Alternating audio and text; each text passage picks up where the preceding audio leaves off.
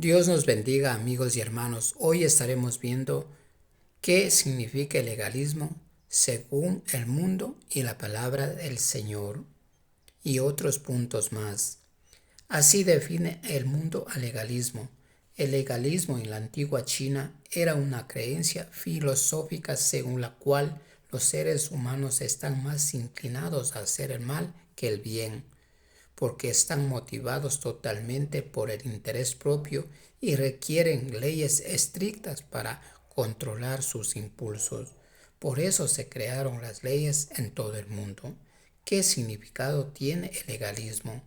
Tendencia a la aplicación literal de las leyes sin considerar otras circunstancias. ¿Cuál es la idea central del legalismo? Su principal objetivo es fortalecer el poder del monarca. Considera que el hombre virtuoso no puede fortalecer mucho a un vecino si actúa en contra de lo que le motiva y no puede dar al pueblo muchos beneficios si no tiene en cuenta su recompensa. Aboga también por no permitir otras ideas que no fuesen las de los monarcas.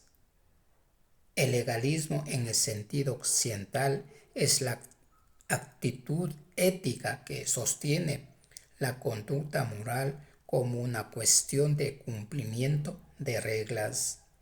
¿Qué significado tiene el legalismo en la Biblia? En la religión, un legalista posee la creencia que al tener identificado todas las leyes de Dios y obedecerlas, así como sus mandamientos, puede resolver todo en la vida, ya que la Biblia para estas personas es una recopilación de reglas que consultan y encuentran las adecuadas para cada persona y circunstancia. Estas personas que piensan así están actuando como los fariseos, que eran legalistas religiosos que habían logrado desarrollar un método de interpretación de los libros de la ley, lo cual requerían prácticas minuciosas y detallistas para llegar a la santidad. El legalismo se vincula al respeto estricto de las leyes de Dios. Ojo, pero si buscamos en las escrituras esta palabra, no lo vamos a encontrar porque no está escrito. Legalismo no se encuentra en la Biblia. Es un término que usan un cierto grupo de cristianos para describir una oposición doctrinal. Enfatiza un sistema de reglas y reglamentos para alcanzar tanto la salvación como el crecimiento espiritual. Los legalistas creen que es necesario la estricta adherencia literal a esas reglas y reglamentos doctrinales. Es una oposición esencialmente opuesta a la gracia.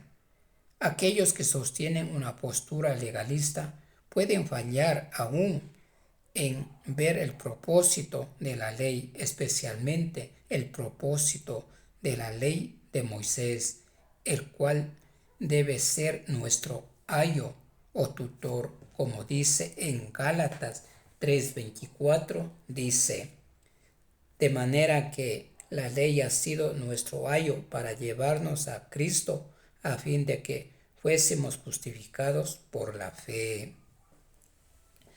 Muchos cristianos hoy lamentablemente están cayendo en el legalismo, y la palabra nos enseña a ser misericordiosos unos con otros, recibir al débil en la fe, pero no para contender sobre opiniones, como vemos en Romanos 14:1.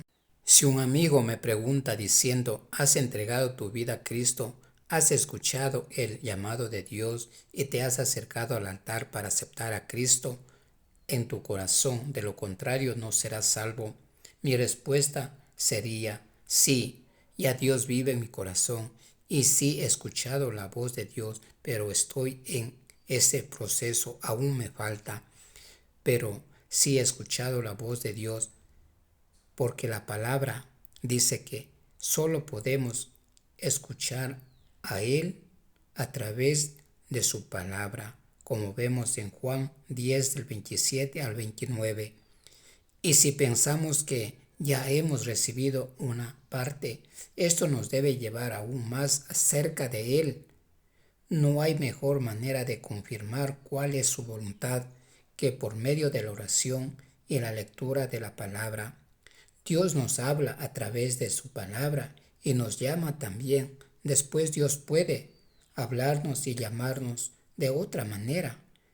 Seremos salvos si permanecemos en la palabra, permanecemos fiel en la fe, así estemos enfrentando tribulaciones. Y ese ejemplo nos lo dejó nuestro Señor Jesucristo. Es lógico, si aún una persona no acepta a Cristo, nunca va a ser salvo. Hay que aceptar a Cristo Jesús en nuestro corazón. Solo así seremos salvos, de lo contrario no. Y eso lo dice en Juan 3:16.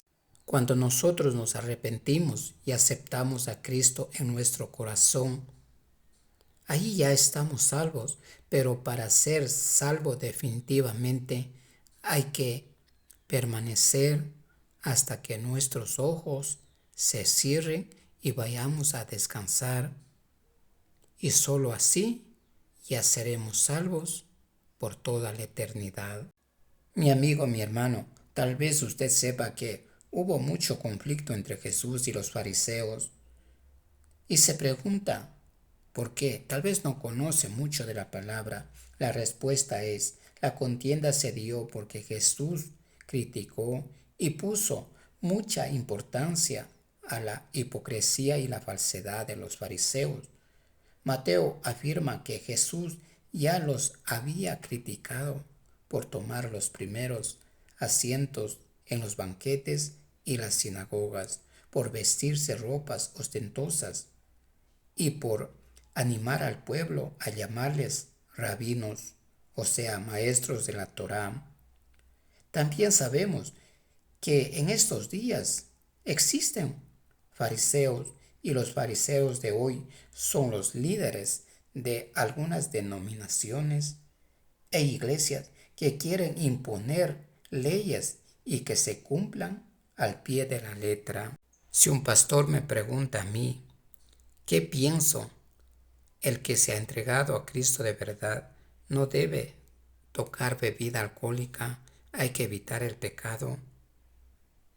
La respuesta sería, en cuanto a la bebida, yo en lo personal estoy en contra de las personas que beben o que hacen cosas que el mundo hace, porque en la palabra no encontramos que Cristo haya estado tomando bebidas alcohólicas.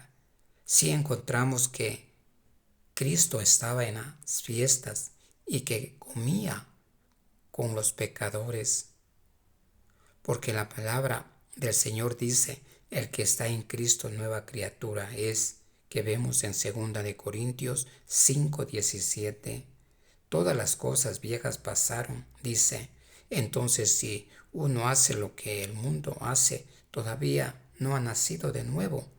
Quizás a muchos que les suene al legalismo, especialmente a los que siguen practicando, pero no es así.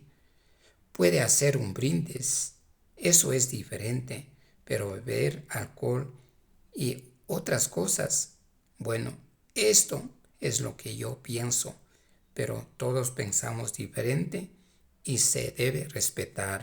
Mi amigo, mi hermano, tal vez usted ha escuchado el Evangelio de la Prosperidad y se pregunta qué es y por qué es tan peligroso. La respuesta es la teología de la prosperidad. Tal es el nombre más conocido y descripto de una corriente teológica neopentecostal evangélica.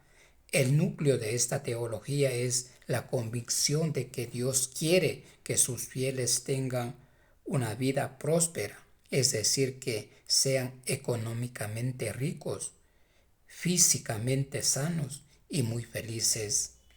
El peligro es cuando las personas no consiguen todo lo que ellos dicen los creyentes se pueden apartar de Dios y tenerle a Dios por culpa de estas personas que predican la prosperidad como mentiroso.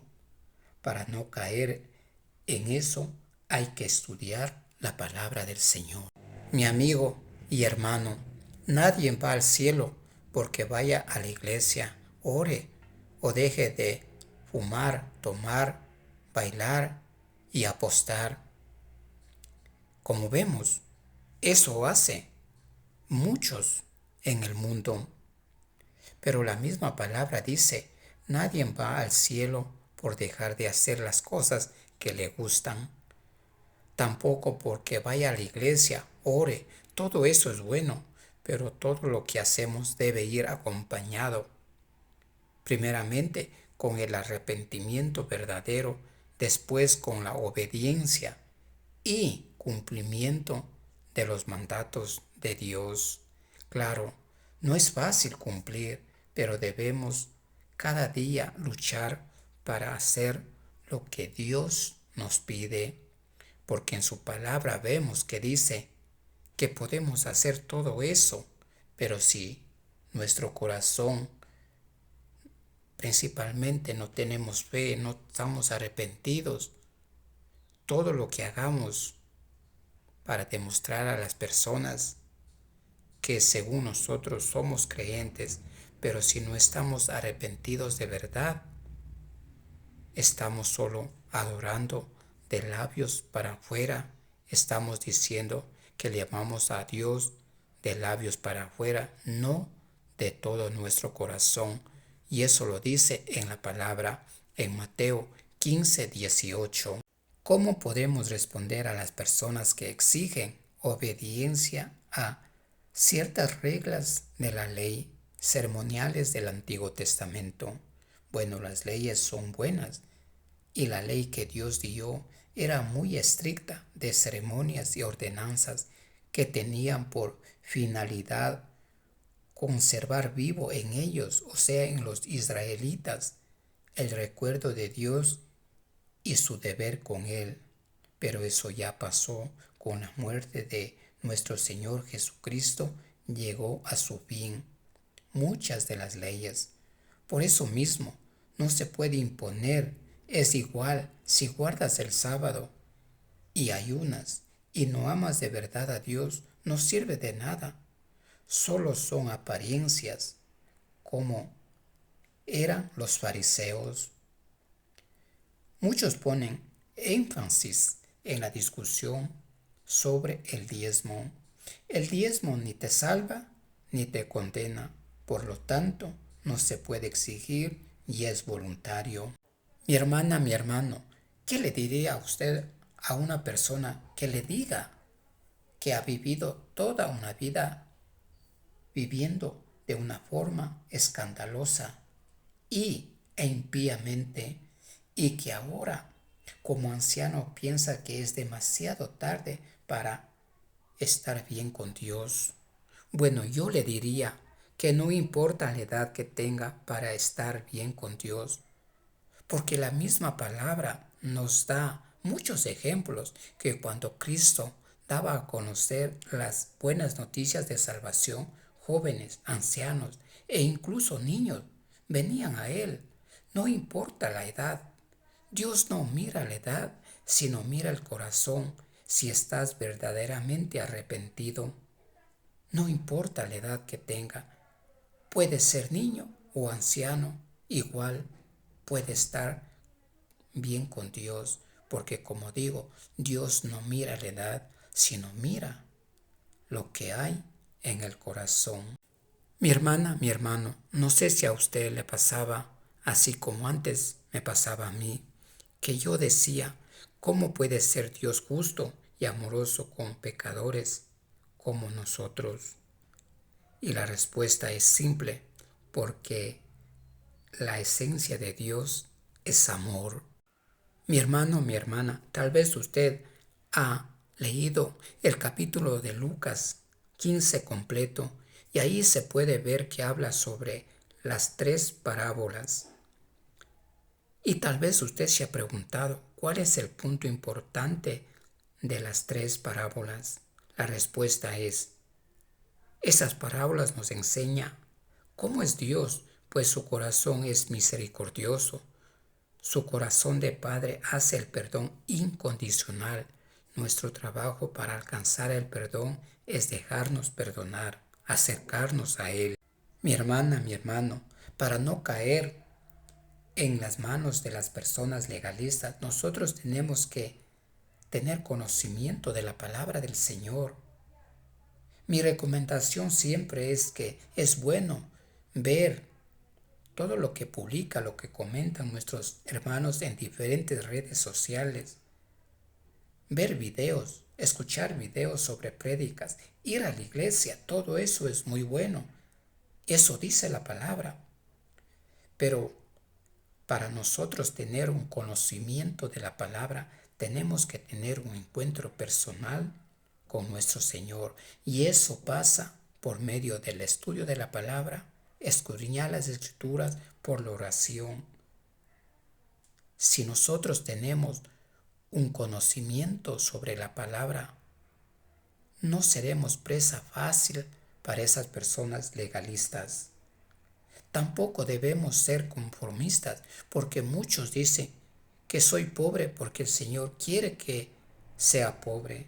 Lo que el Señor pide es que usted sea pobre de espíritu, pobre en espíritu, mi hermano, mi hermana. Lo económico no importa, porque si usted es pobre en espíritu, así tenga lo que tenga, va a comprender que primero tiene que obedecer a Dios, ya que la riqueza no es malo, porque cuando usted tiene posibilidades económicamente altas, puede ayudar a las personas que están necesitadas como Dios manda. Por eso, mi hermana, mi hermano, ser rico no es malo. Lo que es malo es ser rico y no ser pobre en espíritu. Como lo digo, si usted tiene posibilidades y no ayuda, eso es malo, porque no es pobre en espíritu.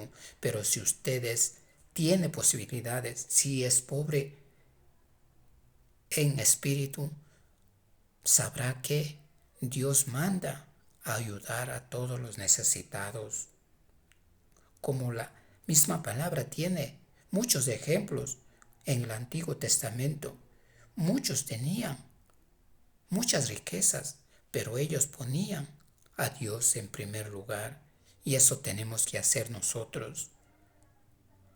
Poner en primer lugar al Señor y luchar por nuestros sueños también.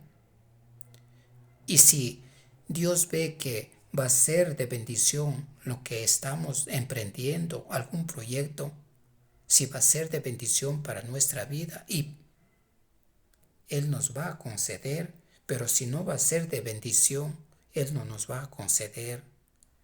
Por eso digo que primeramente hay que poner en todo al Señor, como dice su palabra. Busca primeramente el reino de Dios y su justicia, y todo será añadido. Por eso, mi hermana, mi hermano, lo primero que todos los días tiene que hacer es buscar al Señor primeramente y poner todo en las manos y que se haga la voluntad de Él en todo. Porque si usted no tiene mucho, o sea, muchas posibilidades económicamente, no está bien, pero también puede ayudar a los hermanos necesitados, porque no solo con dinero se puede ayudar de diferentes maneras, especialmente lo que es más importante, compartiendo las buenas nuevas de salvación, que eso es lo más importante que nosotros como seguidores del Señor tenemos que hacer. Amén.